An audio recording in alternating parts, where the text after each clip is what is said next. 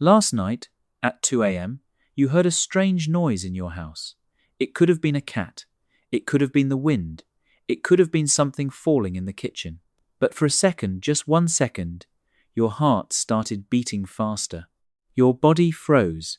You held your breath and listened. You know you are inside a locked house, surrounded by concrete walls, with neighbors nearby. There is nothing dangerous here. But your body does not know that.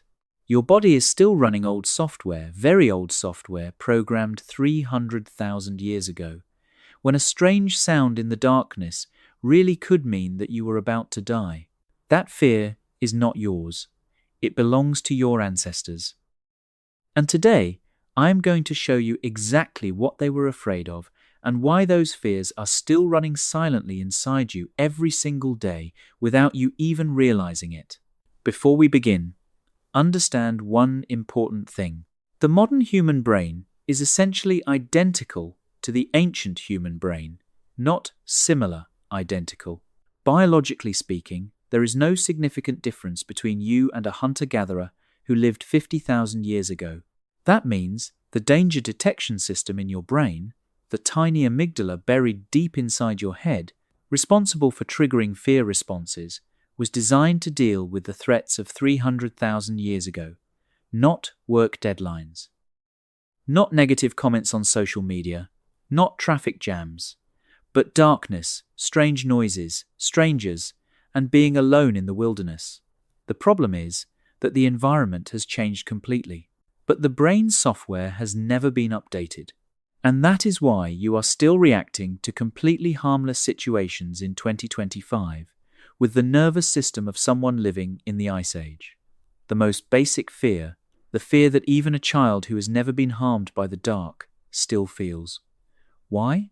Because for 99% of human history, darkness was genuinely deadly. Lions, leopards, and hyenas are nighttime predators. Human eyes cannot see well in the dark, but theirs can. And they know it. They deliberately wait for nightfall before attacking. Data from modern African lion attacks still confirms this.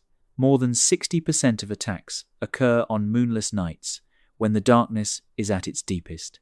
For hundreds of thousands of years, any of your ancestors who felt completely comfortable in the dark, the ones who thought, it's just darkness, what's there to be afraid of, were the first to be eaten.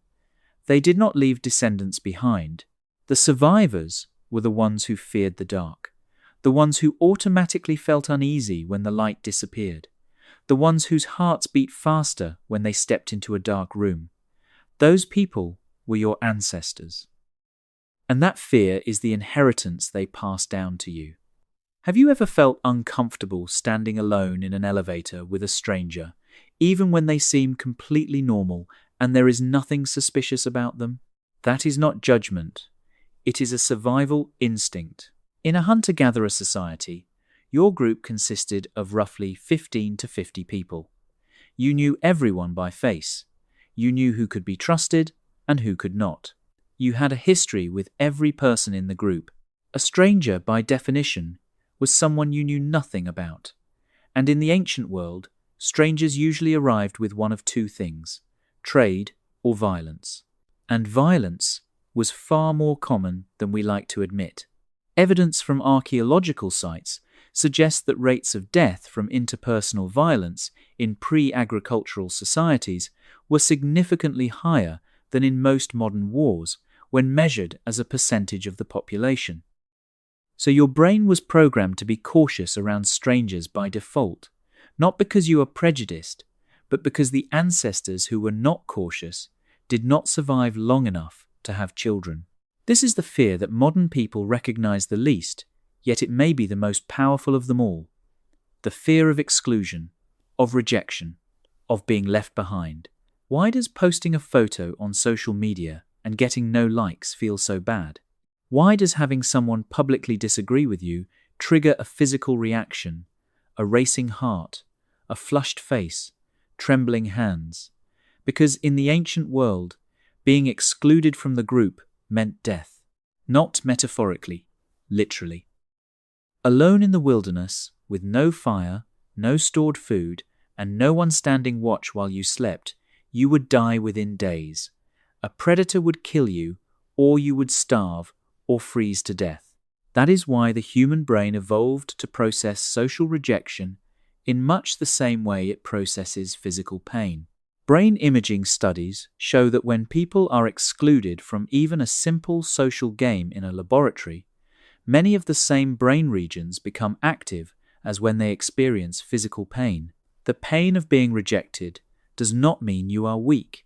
It means your brain's emergency warning system is doing exactly what it was designed to do, a system built for a world that no longer exists. Here is a question. Why are so many people afraid of snakes and spiders, even those who have never been harmed by either one, while no one is naturally afraid of electrical outlets or cars? Even though electrical outlets and cars kill far more people than snakes and spiders, because cars and electrical outlets have only existed for about the last 150 years, the human brain has not had enough time to evolve automatic responses to them. But venomous snakes and spiders have been deadly threats for millions of years, not just to humans, but to our entire primate lineage.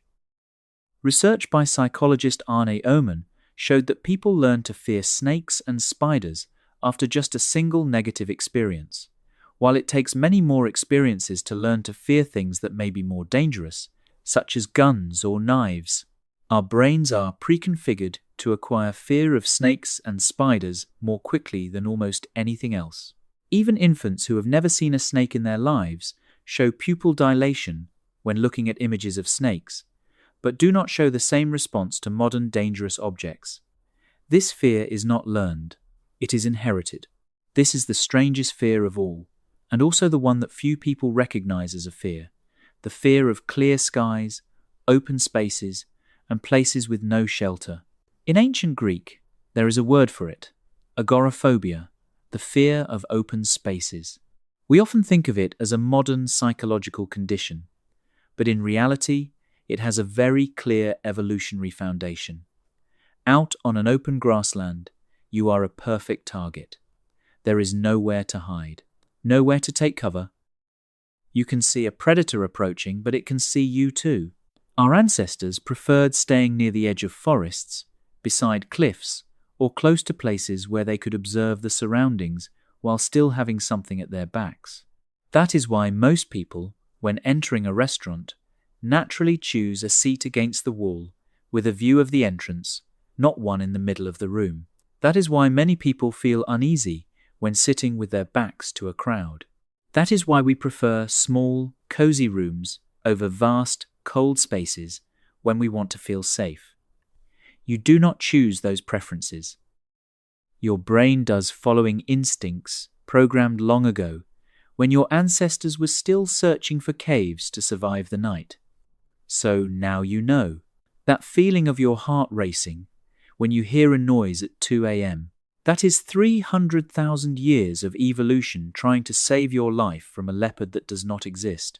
That uncomfortable feeling when standing next to a stranger in an elevator. That is your brain running the ancient protocol of stranger equals potential danger from a time when humans fought each other with stone tools. That very real pain when people ignore you or reject you on social media. That is your social survival system screaming, you are being cast out of the tribe, you are about to die alone in the wilderness. You are not weak. You are not overly anxious. You do not need to toughen up or stop overthinking. You are simply carrying a brain that was perfectly designed for a world that disappeared 10,000 years ago and trying to use it to navigate a world your ancestors could never have imagined. And those ancient humans? They were not anxious about meaningless things. They feared the right threats, at the right moments, and to the right degree, then dealt with them and kept living. We inherited their fears. But we did not inherit the world in which those fears made sense. And perhaps that is the strangest thing about being human in the 21st century. We are fighting monsters that are no longer there. Every day. Without even knowing why.